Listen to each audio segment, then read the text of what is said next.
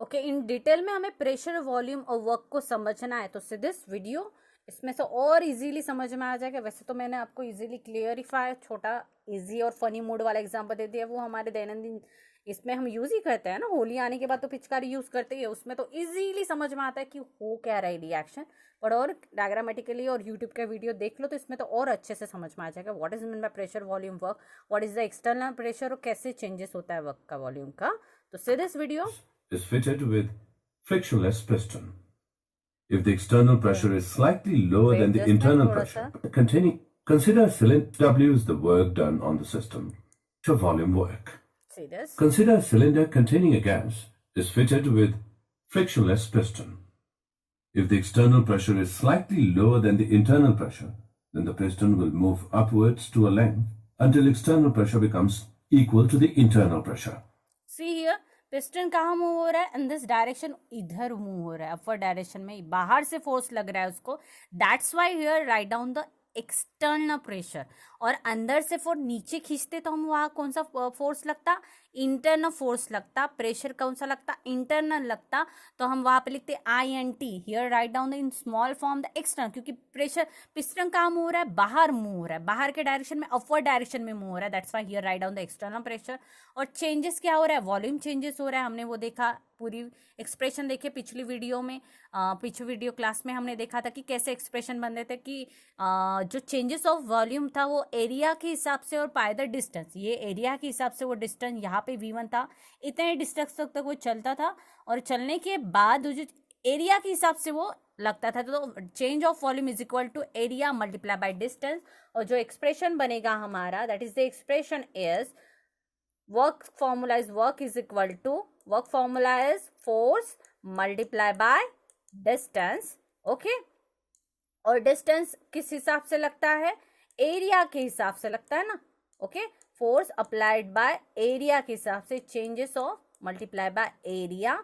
Okay, और इससे हमें क्या पता चलता है? कौन सा फोर्स लगता है हमारे यहाँ पे, कौन सा वर्क लग रहा है, कौन सा प्रेशर लग रहा है? माइनस प्रेशर एक्सटर्नल लग रहा है, बाहर से लग रहा है, चेंजेस ऑफ वर्क एक्सटर्नल लग रहा है।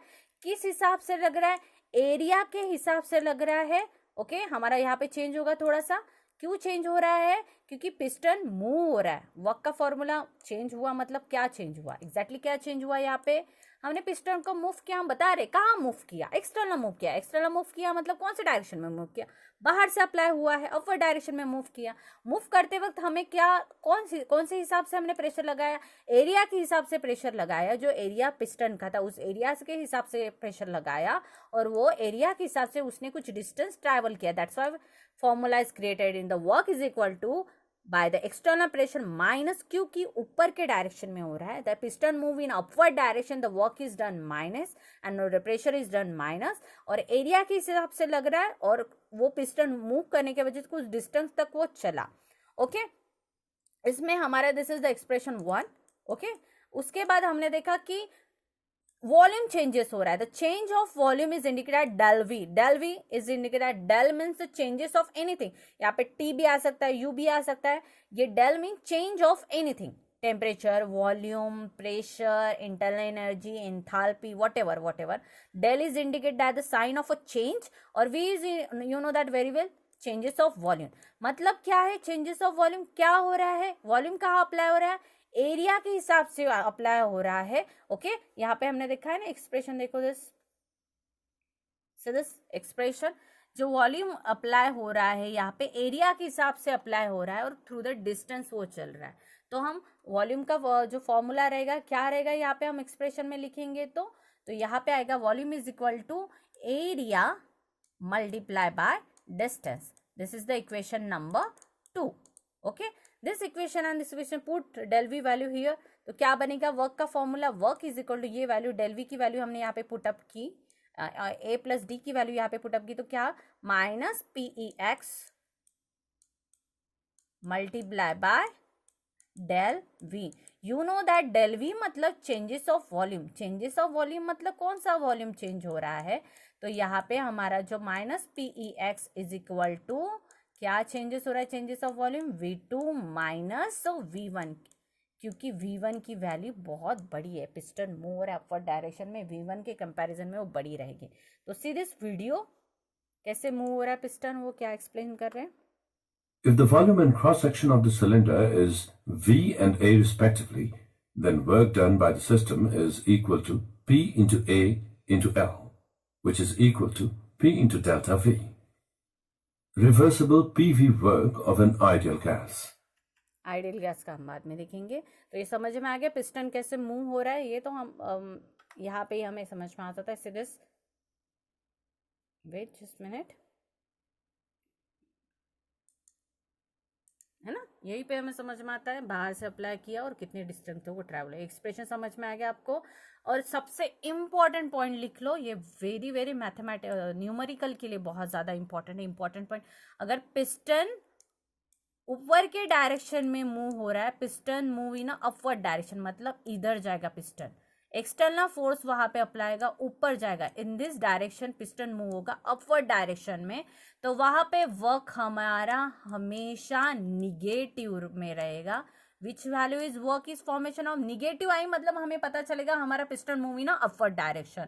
और V2 is greater than V1, V2 की वैल्यू क्या रहेगी, बड़ी रहेगी, क्योंकि पिस्टन यहां से यहां आ रहा है।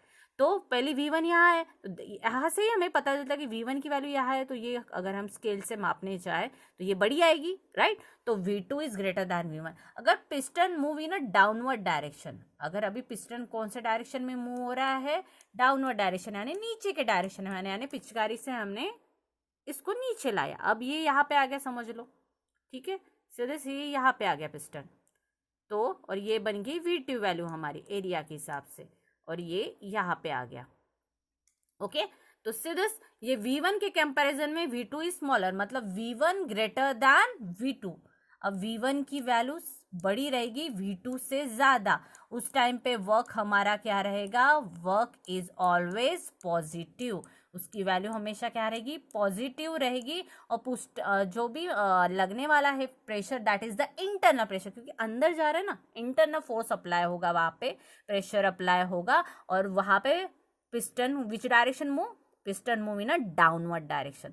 तो दो चीजें याद रखो, अगर piston move upward direction V2 is greater than V1 and work always negative, piston move in a downward direction, V1 is greater than V2 and work is always positive. Understood?